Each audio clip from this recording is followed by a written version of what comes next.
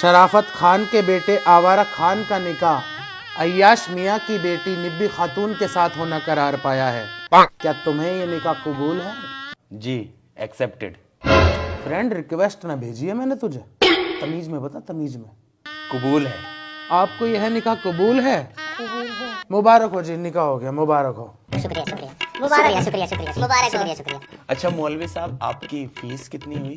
اب یہ تو آپ دیکھ لیجئے، بیگم کی خوبصورتی کے حساب سے دے دیجئے کچھ بھی. یہ لیجئے مولوی صاحب ہماری طرف سے. بھابھی. اے ہائے. چلو بیگم، ہو گیا نکاح ہمارا. ارے میاں رکو، پیسے زیادہ آ گئے ان کے حساب سے. یہ 90 روپے واپس لے جاؤ.